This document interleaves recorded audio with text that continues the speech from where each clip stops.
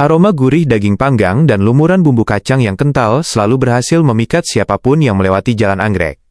Di sanalah warung sate Rasa Mulia berdiri, sebuah tempat sederhana namun tak pernah sepi pengunjung. Di balik asap yang mengepul tebal, seorang pria berusia sepertiga abad tersenyum ramah melayani pelanggan. Namanya Raden. Pria dengan guratan wajah tegas namun memancarkan kehangatan yang tulus. Baginya, setiap tusuk sate yang ia bakar bukan sekadar dagangan, melainkan rajutan mimpi untuk masa depan keluarga kecil yang amat dicintainya. Hidup Raden saat itu terasa begitu sempurna, mengalir tenang seperti air sungai di musim semi. Di sudut warung, seorang wanita berparas ayu dengan celemek pembungkus pinggang sibuk mengemas pesanan. Laras, istri Raden, adalah sosok wanita setia yang selalu menjadi sistem pendukung terbaiknya. Mereka tidak kaya raya, namun uang hasil jualan sate ayam dan kambing lebih dari cukup untuk memenuhi kebutuhan sehari-hari. Lebih dari itu, kebahagiaan mereka makin lengkap dengan kehadiran bayang-bayang tawa seorang anak laki-laki berusia 7 tahun bernama Bagas. Bagas sering duduk di pojok warung sambil menggambar, sesekali berlari memeluk kaki ayahnya yang sedang sibuk. Keharmonisan itu begitu telanjang dan nyata, membuat siapapun yang melihatnya akan merasa iri atas kedamaian yang mereka miliki. Malam itu, setelah seluruh dagangan habis tak tersisa, Raden duduk di bangku kayu sambil menghitung lembaran uang pendapatan. Laras datang dari belakang, memberikan secangkir kopi hangat lalu memijat lembut pundak suaminya yang tampak tegap namun lelah. Mereka saling melempar pandang, penuh cinta yang vulgar tanpa perlu banyak kata-kata puitis. Raden menggenggam jemari istrinya dengan erat, bersyukur atas kehidupan yang begitu ramah pada mereka. Tabungan mereka di bank pelan-pelan mulai menebal, memicu rencana indah untuk merenovasi rumah dan menyekolahkan Bagas hingga ke perguruan tinggi. Tidak ada firasat buruk, tidak ada bayang-bayang hitam. Semua berjalan dengan sangat baik, seolah-olah takdir telah berjanji untuk selalu menjaga senyum di wajah mereka. Namun, di dunia ini, kebahagiaan yang terlalu pekat seringkali menjadi magnet bagi badai yang paling menghancurkan. Raden menutup pintu warungnya malam itu dengan perasaan tenang, tanpa menyadari bahwa itu adalah malam terakhir mereka bisa tidur dengan nyenyak. Di kegelapan malam yang kian larut, takdir seolah sedang bersiap membalikan telapak tangannya. Harum aroma sate, yang membawa berkah kini, berada di ambang pergantian menjadi bau anyir yang mengerikan. Lembar demi lembar kebahagiaan yang mereka susun dengan keringat, siap dirobek oleh sebuah tragedi yang tidak pernah terbayangkan sebelumnya. Kedamaian malam itu mendadak pecah oleh jeritan melengking Laras, yang membelah keheningan dini hari. Raden tersentak bangun dari tidurnya, mendapati kamar mereka telah dikepung oleh hawa panas yang menyesakkan dada. Asap hitam pekat merangsek masuk melalui celah pintu, mencekik tenggorokan dan membutakan pandangan. Dengan kepanikan yang vulgar dan telanjang, Raden menyambar tubuh Bagas yang masih terlelap dalam pelukannya, lalu menarik tangan Laras untuk menerobos kobaran api yang mulai menjilati dinding rumah. Di luar, langit malam berubah merah menyala, memantulkan bayangan mengerikan dari warung sate Rasa Mulia yang kini telah menjelma menjadi lautan api yang murka. Suara kayu yang berderak patah dan ledakan tabung gas terdengar seperti tawa iblis yang sedang berpesta pora di atas penderitaan mereka. Raden hanya bisa bersimpuh di atas tanah dingin, memeluk erat anak dan istrinya sambil menatap nanar seluruh aset berharganya lumat menjadi abu dalam sekejap mata. Tidak ada satupun barang yang berhasil diselamatkan, termasuk kotak kayu tempat ia menyimpan seluruh uang tabungan hasil kerja keras bertahun-tahun. Dalam hitungan jam, status mereka runtuh dari keluarga yang berkecukupan menjadi manusia yang tidak memiliki apa-apa selain pakaian yang melekat di badan. Air mata Laras mengalir deras, membasahi pundak Raden yang kini bergetar hebat menahan badai keputusasaan yang datang terlalu tiba-tiba. Keesokan harinya, reruntuhan hitam yang masih menyisakan asap tipis itu, mendadak didatangi oleh beberapa pria berbadan tegap dengan wajah dingin tanpa belas kasihan. Mereka adalah para penagih utang dari rentenir paling kejam di kota itu, tempat Raden sempat mengambil pinjaman modal untuk memperbesar warungnya seminggu yang lalu. Tanpa memedulikan musibah yang baru saja menimpa, para pria itu mencengkeram kerah baju Raden dan melemparkan makian yang vulgar di depan anak dan istrinya. Tenggat waktu tidak bisa ditunda, dan bunga utang kini membengkak menjadi angka yang mustahil untuk dilunasi oleh seorang pria yang baru saja kehilangan segalanya. Di tengah impitan utang yang mencekik leher dan rumah yang telah rata dengan tanah, takdir tampaknya belum puas menyiksa batin Raden. Bagas, yang sejak semalam menghirup terlalu banyak asap pekat, tiba-tiba ambruk dengan tubuh yang mendadak panas tinggi dan batuk darah yang mengental. Di dalam bangsal rumah sakit umum yang pengap, dokter memberikan vonis yang menghancurkan sisa-sisa kewarasan Raden.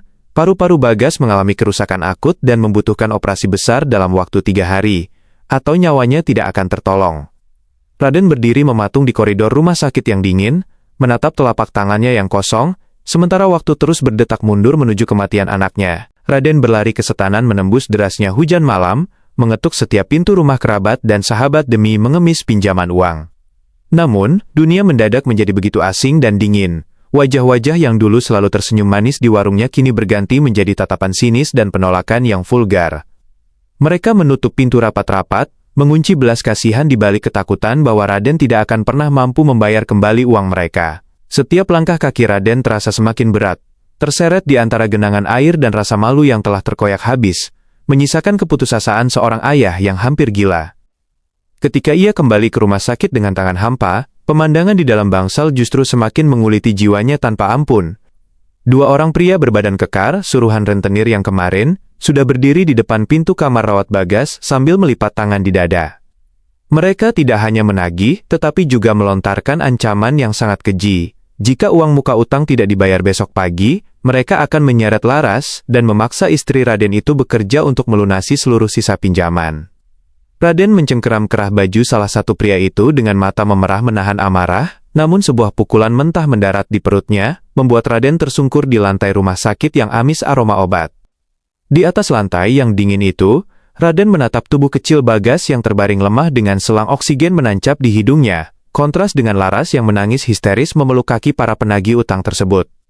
Kehormatan Raden sebagai seorang laki-laki dan kepala keluarga telah diinjak-injak hingga lumat ke dasar paling dalam. Dokter jaga kemudian datang, membawa selembar kertas tagihan operasi dan obat-obatan darurat yang harus segera dilunasi malam ini juga agar tindakan medis bisa langsung dilakukan.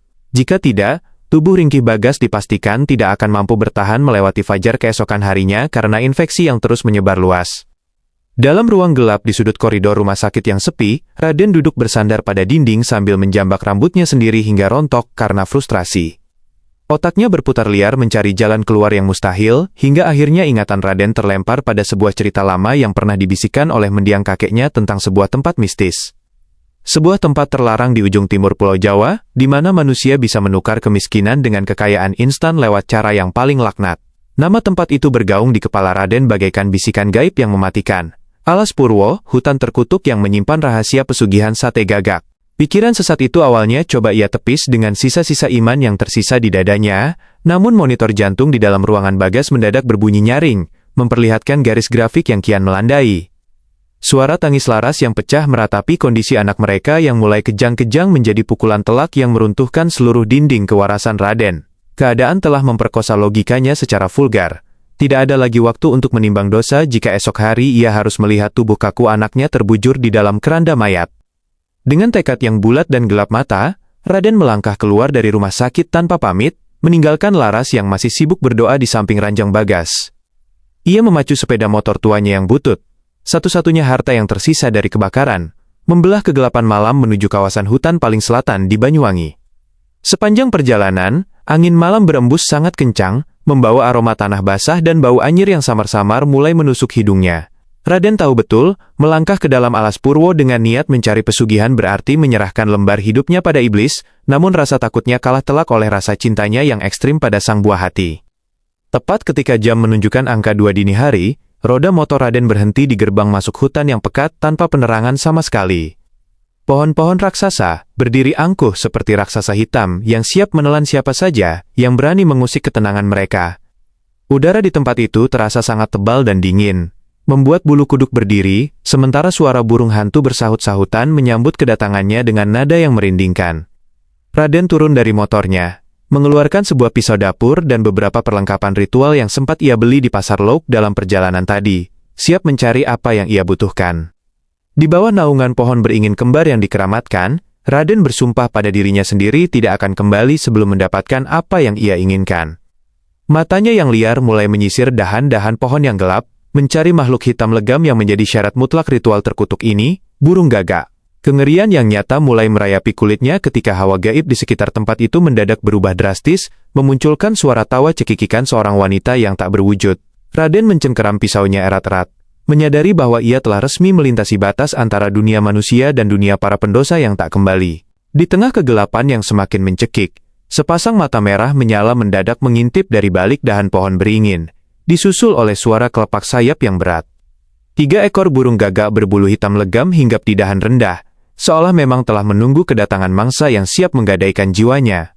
Dengan gerakan yang vulgar tanpa ragu, Raden menerjang ke depan dan menebaskan pisaunya secara membabi buta, mengabaikan cakaran tajam yang merobek kulit lengannya hingga darah segar mengucur deras. Setelah pertarungan singkat yang penuh kebrutalan, 3 burung pembawa sial itu berhasil ia lumpuhkan, tubuh mereka terkulai tak bernyawa dengan bau anyir yang menyengat.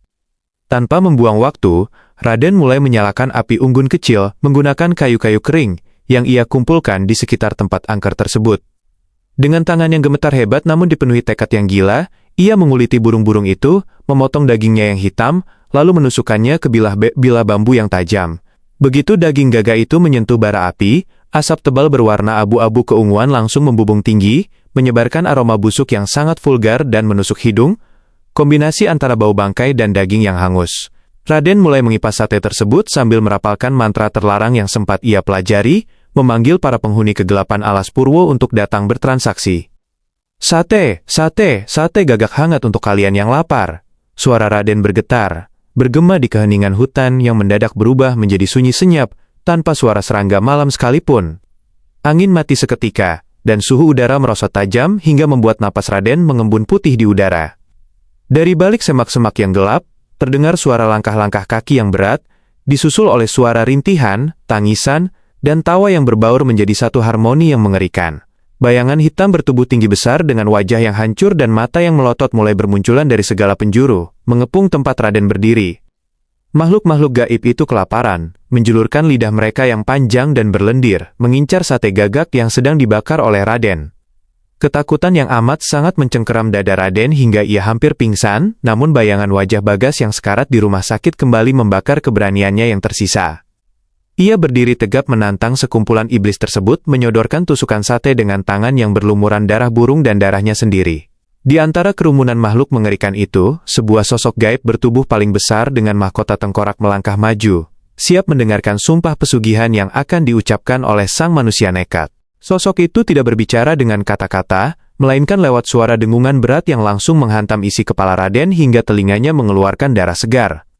Iblis itu merenggut tusukan sate gagak dari tangan Raden, mengunyahnya dengan rakus hingga cairan hitam kental menetes dari sela-sela taringnya yang berkarat, tatapan mata merahnya yang vulgar seolah menelanjangi seluruh dosa dan ambisi yang tersembunyi di lubuk hati Raden, menagih harga yang setimpal atas hidangan yang baru saja mereka nikmati. Kau menginginkan harta untuk menyelamatkan darah dagingmu, manusia? Bisikan itu bergema di dalam tengkorak Raden, dingin dan menyiksa. Raden bersimpuh di atas tanah basah, menundukkan kepalanya dalam-dalam di hadapan sang raja kegelapan alas Purwo seraya berteriak lantang mengalahkan rasa takutnya. Ia bersumpah akan melakukan apa saja, menjual imannya, dan menyerahkan apapun yang diminta asalkan uang ratusan juta bisa ia dapatkan sebelum matahari terbit di ufuk timur. Kesepakatan gaib itu pun dikunci secara vulgar ketika makhluk tersebut mencakar dada kiri Raden, meninggalkan bekas luka berbentuk 3 garis hitam yang terbakar menyengat, segel kutukan pesugihan telah resmi terukir. Rintangan belum usai, karena setelah sumpah itu terucap, seluruh penghuni hutan mendadak mengamuk, meluncurkan teror visual yang menguji batas kewarasan Raden. Pohon-pohon di sekitarnya tampak bergerak, menumpahkan ribuan ulat bulu besar dan kelabang yang merayapi tubuh Raden, menggigit kulitnya hingga bentol-bentol bernanah. Bayangan hitam tadi mulai berputar-putar melintasi tubuhnya, membisikkan kutukan kematian yang membuat kepala Raden terasa mau pecah. Raden memejamkan mata rapat-rapat, memeluk lututnya di tengah badai gaib yang terus menyiksanya secara fisik dan mental selama berjam-jam, bertahan di ambang kegilaan demi sebuah tujuan. Ketika segalanya mendadak menjadi sunyi kembali, Raden membuka matanya dengan napas yang memburu terengah-engah dan tubuh yang lebam kebiruan. Di depannya, api unggun telah padam, dan makhluk-makhluk mengerikan itu telah lenyap tanpa bekas, menyisakan keheningan subuh yang dingin. Namun, di atas tanah tempat sosok bermahkota tengkorak itu berdiri tadi, kini tergeletak sebuah karung goni tua yang tampak padat dan berat. Dengan tangan gemetar karena sisa ketakutan, Raden membuka ikatan karung tersebut dan seketika matanya terbelalak melihat tumpukan uang kertas pecahan 100.000 rupiah yang merah menyala, memancarkan bau anyir darah yang sangat pekat. Uang itu begitu nyata, melimpah ruah hingga mampu melunasi seluruh utang dan membiayai operasi Bagas puluhan kali lipat. Tanpa membuang waktu, Raden mendekap karung goni itu ke dadanya dan berlari kencang membelah sisa kabut subuh alas Purwo menuju rumah sakit. Keajaiban medis pun terjadi. uang tunai yang dilemparkan Raden di meja administrasi membuat dokter langsung bertindak cepat mengoperasi Bagas. Dalam beberapa hari, bocah itu pulih total seolah tidak pernah menyentuh ambang kematian, dan sisa uang yang melimpah bahkan mampu membangun kembali warung sate Rasa Mulia menjadi sebuah restoran megah bertingkat 3. Kekayaan Raden melonjak secara vulgar, menjadikannya orang paling terpandang di kota dalam waktu singkat. Restoran barunya selalu penuh sesak oleh ratusan pelanggan setiap hari, karena bumbu sate yang disajikan memiliki kelezatan magis yang membuat siapapun ketagihan setengah mati. Namun, di balik dinding rumah mewah dan gelimang harta yang mereka nikmati, kebahagiaan itu kini terasa hambar dan dipenuhi kecurigaan. Laras mulai menyadari ada yang tidak beres dengan suaminya yang kini sering melamun dengan tatapan kosong, dan selalu mengunci diri di kamar khusus setiap malam Jumat Kliwon. Di kamar itu, Raden harus terus membakar kemenyan dan merapalkan mantra, karena jika sedetik saja ia lalai, uang-uang di dalam berangkasnya akan berubah menjadi daun kering yang membusuk. Ketenangan hidup mereka benar-benar runtuh ketika genap 1 tahun sejak perjanjian gaib di Alas Purwo itu disepakati. Malam itu, tepat di jam 2 dini hari, bekas luka berbentuk 3 garis hitam di dada kiri Raden mendadak berdenyut sangat kencang dan mengeluarkan nanah bercampur darah. Suhu kamar yang semula sejuk oleh pendingin ruangan langsung merosot drastis hingga membuat dinding-dinding kaca berembun pekat. Dari sudut kegelapan kamar, muncul sepasang mata merah menyala milik sosok bermahkota tengkorak yang dulu ditemuinya di hutan terlarang. Sosok itu menjulurkan tangannya yang panjang dengan kuku-kuku hitam meruncing, menagih janji yang selama ini sengaja Raden lupakan dari kepalanya. Waktu kemakmuranmu sudah habis, manusia. Kini saatnya menyerahkan tumbal yang setimpal, bisik suara gaib itu bergaung kejam di dalam gendang telinga Raden. Iblis itu tidak menginginkan hewan atau nyawa orang asing. Ia menunjuk langsung ke arah kamar sebelah, tempat Bagas sedang tertidur pulas. Raden tersentak hebat, bersimpuh di lantai sambil menangis darah, menyadari kengerian yang sesungguhnya dari pesugihan tukar nyawa. Harta melimpah yang ia puja kini menjelma menjadi kutukan paling vulgar yang siap merenggut kembali anak semata wayangnya, menyisakan ia dalam pilihan paling mustahil antara kekayaan atau nyawa darah dagingnya sendiri. Raden bersujud hingga dahinya berdarah menghantam lantai marmer yang dingin, mengemis belas kasihan kepada sosok bermahkota tengkorak yang berdiri angkuh di depannya. Ia menawarkan nyawanya sendiri sebagai ganti, atau seluruh harta kekayaan dan restoran megahnya diambil kembali malam ini juga, asalkan Bagas tetap dibiarkan hidup. Namun, iblis Alas Purwo hanya tertawa mengejek, sebuah suara tawa yang begitu vulgar dan menyayat hati, menegaskan bahwa perjanjian pesugihan tukar nyawa tidak mengenal kata negosiasi atau pembatalan sepihak. Perjanjian tetaplah perjanjian, manusia serakah. Jika bukan nyawa anakmu sebelum fajar esok hari, maka seluruh garis keturunanmu akan mati mengenaskan, dan jiwamu akan menjadi budakku selamanya. Ancam makhluk itu sebelum akhirnya melenyap perlahan ke dalam bayangan hitam, meninggalkan aroma busuk bangkai burung gagak yang menyengat di dalam kamar. Raden terduduk lemas dengan seluruh tubuh yang bergetar hebat, merasa seolah dunia di sekitarnya runtuh menimbun dirinya hidup-hidup. Waktu yang dimilikinya kini kurang dari 24 jam untuk menyelamatkan Bagas dari cengkeraman maut yang ia undang sendiri demi tumpukan uang kertas tak berkah tersebut. Pagi harinya, kepanikan Raden semakin menjadi-jadi ketika melihat kondisi Bagas yang mendadak berubah drastis tanpa alasan medis yang jelas. Bocah laki-laki yang tadinya ceria itu, kini terbaring kaku di atas tempat tidur dengan bola mata yang memutih, sementara dari hidung dan telinganya terus mengalir darah segar yang berbau anyir. Laras menangis histeris, menjerit sejadi-jadinya sambil memeluk tubuh anaknya yang kian mendingin, tidak tahu menahu tentang dosa besar yang telah dilakukan oleh suaminya.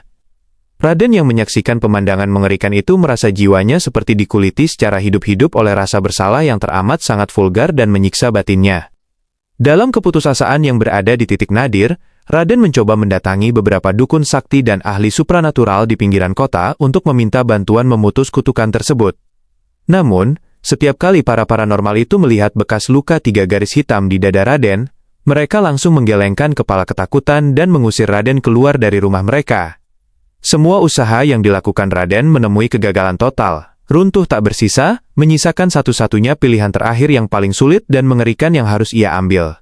Raden harus kembali ke tempat semua kegelapan ini dimulai, masuk kembali ke jantung Alas Purwo untuk menantang maut demi menebus nyawa anaknya dengan taruhan yang paling absolut. Tanpa memedulikan badai yang mengamuk di luar, ia memacu kendaraannya menembus malam yang pekat, membawa sebilah keris pusaka peninggalan leluhurnya, dan sebotol minyak mistis berbahan dasar darahnya sendiri. Di rumah, Laras terus mendekap Bagas yang detak jantungnya semakin melemah bagaikan lilin yang tertiup angin di ujung malam. Raden tahu betul, kali ini ia tidak datang untuk meminta atau mengemis kekayaan, melainkan untuk melakukan sebuah perlawanan vulgar melawan penguasa kegelapan demi merebut kembali takdir anaknya. Tepat pada tengah malam yang sunyi, kaki Raden kembali menginjak tanah basah Alaspurwo yang langsung menyambutnya dengan aura permusuhan yang sangat pekat. Ranting-ranting pohon beringin kembar berderak nyaring seperti tangan-tangan hitam yang siap mencekik lehernya dari belakang. Tanpa rasa takut yang tersisa, Raden mengiris telapak tangannya sendiri dengan keris pusaka, membiarkan darah segarnya menetes ke atas tanah ritual sebagai bentuk tantangan terbuka. "Keluar kau, iblis terkutuk. Ambil nyawaku, ambil seluruh daging dan darahku, tapi kembalikan anakku," teriak Raden dengan suara parau yang bergema vulgar di keheningan hutan yang mencekam. Bumi tempatnya berpijak mendadak bergetar hebat, dan dari dalam kabut hitam yang tebal, muncul kembali sosok gaib bertubuh raksasa dengan mahkota tengkorak. Makhluk itu tampak murka karena merasa keangkuhannya ditantang oleh seorang manusia fana yang penuh dengan lumuran dosa. Tanpa ampun, iblis itu mengibaskan tangannya, menciptakan angin puyuh gaib yang melemparkan tubuh Raden hingga menghantam pohon besar dengan keras sampai tulang rusuknya retak. Rasa sakit yang vulgar menjalar ke seluruh tubuh Raden, namun ia menolak untuk menyerah atau pingsan. Ia bangkit berdiri dengan sisa tenaga yang dimilikinya, mencengkeram keris pusaka erat-erat. Di bawah tatapan mata merah sang iblis yang menyala, Raden melakukan tindakan nekat yang di luar nalar manusia. Ia tidak menyerang makhluk tersebut, melainkan menghujamkan keris pusaka itu tepat ke arah bekas luka 3 garis hitam di dada kirinya sendiri, segel kutukan pesugihan tersebut. Tindakan ekstrim itu melepaskan ledakan energi gaib yang sangat dahsyat, memutus paksa ikatan perjanjian darah yang selama ini mengikat jiwanya dengan penguasa Alaspurwo. Jeritan melengking dari sang iblis bergaung memecah malam, sementara tubuh Raden mulai ambruk ke tanah, bersimbah darah di antara hidup dan mati demi sebuah penebusan. Segel 3 garis hitam di dadanya terbakar hebat, mengeluarkan asap putih yang berbau belerang, menghancurkan sisa-sisa kekuatan gaib yang selama ini menyokong kekayaannya. Di tengah rasa sakit yang teramat vulgar merobek kesadarannya, Raden melihat sosok bermahkota tengkorak itu perlahan menyusut, merintih kalah oleh ketulusan pengorbanan seorang ayah yang siap mati demi anaknya, lalu lenyap menjadi abu yang ditiup angin hutan. Pada saat yang bersamaan di ruang tengah rumah mewah mereka, Bagas tiba-tiba tersedak kering dan memuntahkan gumpalan cairan hitam pekat yang berbau busuk. Segera setelah cairan itu keluar, sepasang matanya kembali normal, warna kulitnya yang semula pucat pasi perlahan berganti dengan rona merah yang sehat, dan napasnya kembali teratur. Laras yang sejak tadi menangis histeris, langsung memeluk erat tubuh anaknya, menangis haru menyadari bahwa mukjizat telah datang menyelamatkan buah hatinya dari cengkeraman maut. Namun, kebahagiaan Laras langsung berganti menjadi kecemasan yang mendalam ketika melihat keluar jendela. Restoran megah bertingkat 3 milik mereka mendadak runtuh dan terbakar hebat tanpa sebab, memusnahkan seluruh harta pesugihan itu dalam sekejap mata. Sementara itu, di bawah rimbunnya pohon Alaspurwo, Raden terbaring lemah dengan napas yang satu-satu, menatap langit subuh yang pelan-pelan mulai menyemburkan cahaya keemasan. Meskipun tubuhnya hancur dan sekarat, seulas senyum tulus terukir di bibirnya yang pucat, karena ia bisa merasakan secara batin bahwa kutukan pada anaknya telah sepenuhnya sirna. Dengan sisa tenaga yang hampir habis, ia merangkak keluar dari area hutan terlarang itu, diselamatkan oleh seorang pencari kayu bakar yang kebetulan melintas di pinggiran hutan pada pagi buta. Raden dilarikan ke puskesmas terdekat, berjuang melewati masa kritis dengan sisa semangat hidup yang kembali membara demi menemui keluarga kecilnya. 1 bulan kemudian, di sebuah perkampungan nelayan yang jauh dari hiruk-pikuk kota, sebuah gubuk bambu sederhana berdiri menghadap ke laut lepas. Di sanalah Raden, Laras, dan Bagas kini tinggal, hidup dalam kemiskinan materi namun kaya akan kedamaian yang sejati. Mereka tidak lagi memiliki restoran megah atau uang miliaran di bank, tetapi tawa Bagas yang berlarian di tepi pantai, menjadi hadiah paling berharga yang tak bisa dibeli dengan harta manapun. Setiap embusan angin laut yang membawa aroma garam kini terasa jauh lebih menyehatkan daripada kepulan asap kemenyan yang dulu selalu menyesakkan dada Raden di dalam kamar rahasianya. Di gubuk bambu yang sederhana itu, kehidupan baru mereka dimulai dengan lembaran yang benar-benar bersih, meski sisa-sisa badai masa lalu masih membekas nyata. Raden kini bekerja sebagai nelayan kecil, mendayung perahu kayu tua setiap subuh untuk menangkap beberapa ekor ikan demi mengisi perut keluarganya hari itu. Tidak ada lagi kemewahan yang vulgar, yang ada hanyalah rasa syukur yang telanjang atas kesempatan kedua yang diberikan oleh Sang Pencipta. Laras pun tidak pernah sedikit pun mengeluh atas runtuhnya seluruh kekayaan instan yang sempat mereka miliki. Dengan kesetiaan yang tulus, ia mengolah ikan-ikan hasil tangkapan Raden menjadi masakan sederhana untuk disantap bersama di atas selembar tikar pandan yang usang. Ketika malam tiba dan suara ombak menderu saling bersahut-sahutan di luar gubuk, mereka bertiga akan duduk melingkar, saling menggenggam tangan dalam doa yang khusyuk. Raden seringkali menatap telapak tangannya yang kini dipenuhi kapalan keras akibat menarik jala, tersenyum getir namun lega, karena tangan inilah yang sekarang memberi makan keluarganya dengan cara yang halal. Ia menyadari bahwa rasa lapar di dalam kemiskinan jauh lebih terhormat daripada kenyang di atas meja makan yang disajikan oleh iblis pesugihan. Namun, memori tentang kengerian alas Purwo tidak pernah sepenuhnya hilang dari benak pria itu, melainkan bertransformasi menjadi sebuah kebijaksanaan hidup yang mahal. Bekas luka tusukan di dada kirinya kini telah mengering, meninggalkan parut permanen yang selalu mengingatkannya pada harga mengerikan yang hampir ia bayar akibat sebuah keserakahan yang sesat. Setiap kali Bagas tertidur lelap di sampingnya, Raden akan mengusap lembut rambut anaknya, berjanji di dalam hati untuk selalu menjaga bocah itu dengan keringatnya sendiri, bukan dengan darah tumbal. Pengalaman kelam tersebut telah menempas jiwanya menjadi lebih dewasa, mengikis habis sisa-sisa ambisi buta, yang dulu hampir menghancurkan kewarasannya sebagai seorang manusia. Dari balik jendela gubuk yang terbuka, Raden sering memandangi hamparan laut luas yang gelap, merenungkan betapa rapuhnya iman manusia ketika diuji oleh penderitaan hidup. Ia paham bahwa apa yang ia lalui bukan sekadar cerita tentang bertahan hidup, melainkan sebuah teguran keras dari alam semesta tentang batas antara cinta dan keserakahan. Pelajaran berharga itu kini tersimpan rapat di dalam dadanya, siap untuk ia wariskan agar tidak ada lagi manusia yang terjebak dalam lubang hitam yang sama. Fajar pelan-pelan mulai menyingsing di ufuk timur, membawa kesimpulan akhir dari seluruh perjalanan spiritual dan pertarungan darah yang telah mengubah garis hidupnya secara total. Di bawah siraman cahaya keemasan matahari pagi, Raden berdiri di tepi pantai sambil memandangi ombak yang bergulung tenang, menyadari bahwa kekayaan sejati tidak pernah diukur dari tebalnya tumpukan uang atau megahnya dinding sebuah restoran. Keputusasaan yang vulgar di masa lalu sempat membutakan matanya, membuatnya lupa bahwa bersekutu dengan kegelapan demi menyelesaikan masalah duniawi hanya akan melahirkan penderitaan baru yang jauh lebih mengerikan. Kini, dengan dada yang lapang dan jiwa yang merdeka, ia telah memahami bahwa setiap cobaan hidup adalah ujian iman, bukan alasan untuk menggadaikan harga diri sebagai manusia di hadapan iblis pesugihan. Kisah ngeri tentang sate gagak di alas Purwo kini telah menjadi sejarah kelam yang terkunci rapat, namun pelajaran di dalamnya tetap hidup sebagai alarm pengingat bagi siapa saja yang mulai goyah oleh impitan ekonomi. Raden menoleh ke belakang, menatap gubuk bambunya di mana Laras sedang menyapu halaman dan Bagas bersiap untuk pergi mengaji ke surau kampung. Pemandangan sederhana, yang begitu vulgar keindahannya, itu menjadi bukti nyata bahwa kebahagiaan sejati mengalir dari ketenangan batin dan keberkahan rezeki yang dicari dengan tetesan keringat yang halal. Manusia seringkali mengejar fatamorgana dunia hingga rela menukar nyawa orang-orang tercinta, tanpa sadar bahwa mereka sedang berjalan sukarela menuju jurang kehancuran yang tak berdasar. Melalui lembaran terakhir dari kisah perjalanannya, Raden ingin dunia tahu bahwa tidak ada jalan pintas yang berakhir dengan kebaikan, karena setiap kenyamanan yang ditawarkan oleh iblis selalu meminta bayaran yang melampaui batas kemampuan manusia. Kehilangan harta materi akibat kebakaran dan kebangkrutan adalah hal kecil yang bisa dibangun kembali.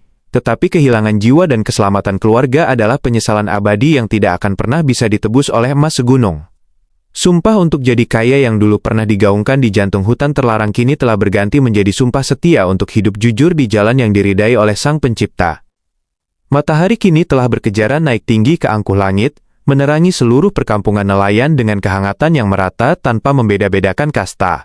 Raden melangkah kembali ke gubuknya, menyambut uluran tangan Laras dan pelukan hangat Bagas dengan senyuman paling tulus yang pernah ia miliki sepanjang hidupnya. Mereka melangkah maju menyongsong masa depan tanpa bayang-bayang ketakutan lagi, menutup buku hitam pesugihan tukar nyawa dengan kemenangan mutlak atas nama cinta, ketulusan, dan pertobatan yang sejati. Cerita pun berakhir, meninggalkan jejak pesan moral yang mendalam bagi setiap jiwa yang bersedia mendengarkan tentang arti sebuah kecukupan di dalam kehidupan. Tamat. Terima kasih ya, sudah setia mendengar cerita ini sampai habis. Jangan lupa untuk subscribe, like, komen, dan share ke teman-teman kamu. Dan yang paling penting, jangan lupa juga untuk tekan tombol loncengnya. Sampai jumpa di kisah-kisah yang lainnya dan terima kasih ya.